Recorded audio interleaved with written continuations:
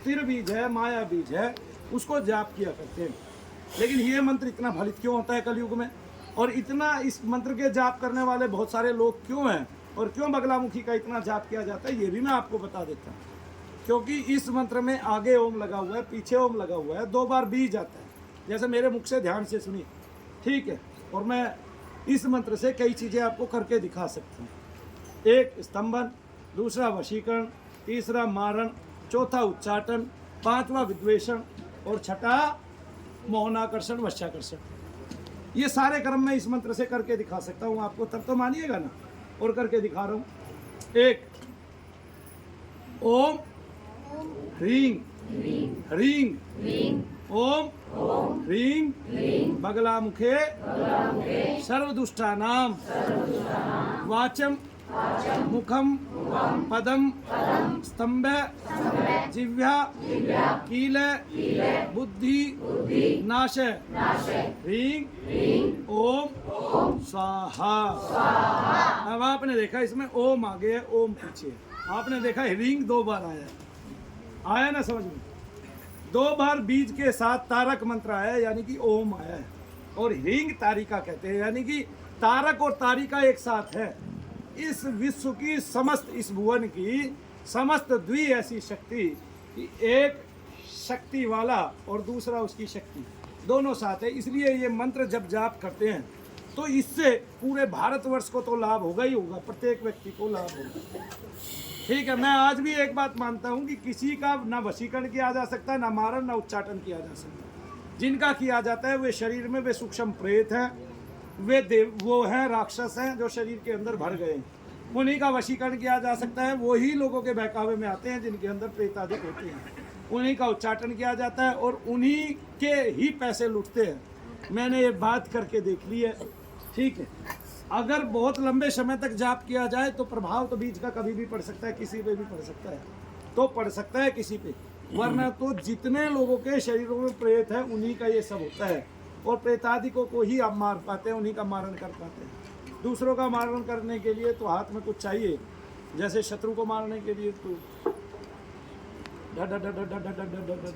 वो उस पार, हम इस पार चाहिए, है ना।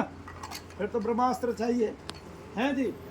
तीर चाहिए जिसका संधान हो। तो आजकल तीर नहीं है, बॉम्ब है। क्या है? बॉम्ब है या बंदूकें हैं जिनसे गोलियां निकलती हैं दूर दूर तक, 1-1 किलोमीटर तक मार करती है, वो है। नहीं आया समझ। तो फिर लेकिन जो प्रेतादिक है शरीर में, उन्हीं का वशीकरण किया जाता है। वही वशीभूत होते हैं मंत्रों की। और चूंकि बीज भी सूक्ष्म है, वो भी सूक्ष्म है, तब वो बहुत जल्दी होते हैं, बहुत शीघ्र होते हैं। तब उनका स्तंभन भी होता है। आप देखते हो शनि धाम में अब हाजिरियाँ बहुत जल्दी बंद हो जाती है। लोगों का कल्याण और तेजी से हो रहा है। तो वो यही है कि हमने जिस बीज को जितने लंबे समय तक जपा भजा और जिसको जितना भोग दिया, वो देवता प्रसन्न होकर आपको वैसा ही वरदान देता है। वो आता भी है, वो बताता भी है, वो देखा भी जा सकता है, वो सारे काम किए जा सकते हैं। लेकिन मैंने एक बात और देखी है कि जैसे 20 साल में आज तक कोई देवता मेरे शरीर को हिला नहीं पाया, है ना।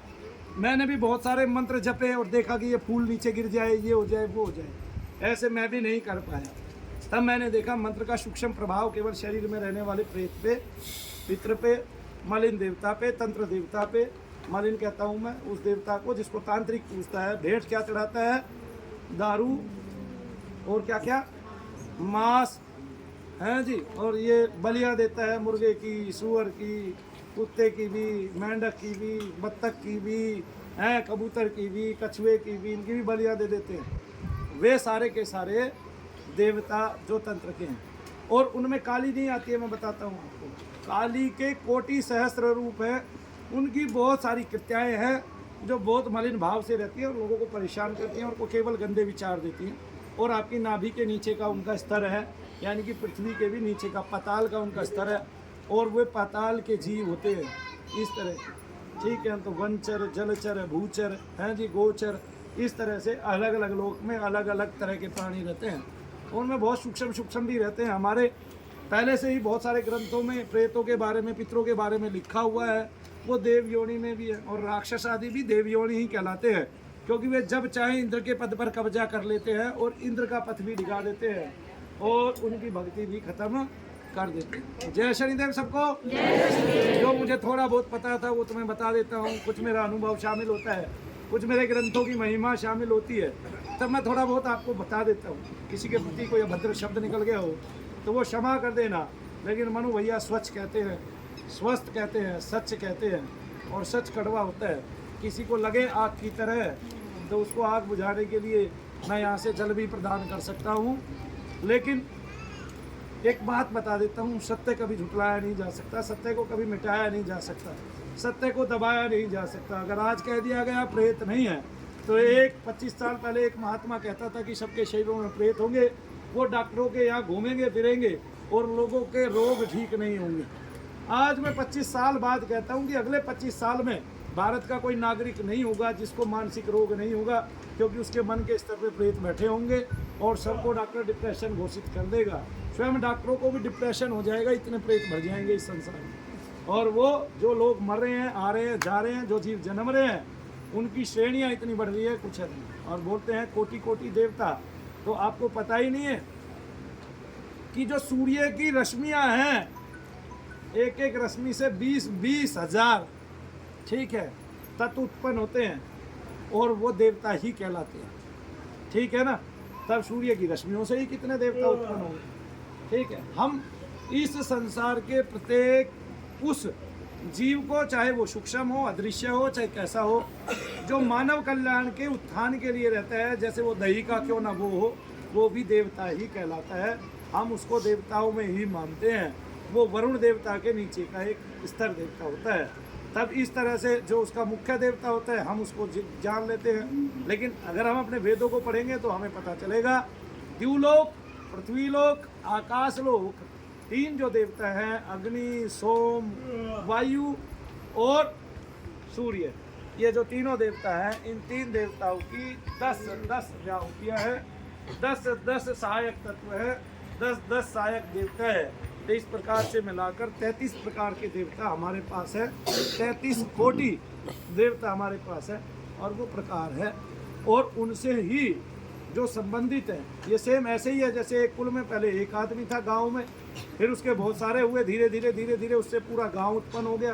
तो जैसे ऐसे बहुत सारे गांव हैं जो केवल एक ही आदमी से उत्पन्न थे, वहाँ एक ही कोई आदमी आया था 500-700 साल पहले, और आज वो 5-7 हजार लोगों से भर चुका है वो गांव। सेम ऐसे ही देवताओं में भी तो है। नहीं समझा कि सूर्य के विवस्वान हुए, विवस्वान के इक्ष्वाकु हुए, इक्ष्वाकु के ये हुए, फिर उनके ये हुए, फिर उनके सरिस्तर हुए, फिर उनके ये हुए, ऐसे ऐसे करके तो उनकी भी लाइन बनी हुई है ना। तो तुम अपनी गया जी में जाके देख सकते हो, तुम अपने भाट को, चारण को ढूंढ सकते हो, वो तुम्हें तुम्हारी पत्तियाँ बता सकता है और तुम्हारी क्या कहते हैं वो भी गिनवा सकता है, पीढ़ियाँ भी गिनवा सकता है। जय शनिदेव सबको। बोलिए शनिदेव महाराज की।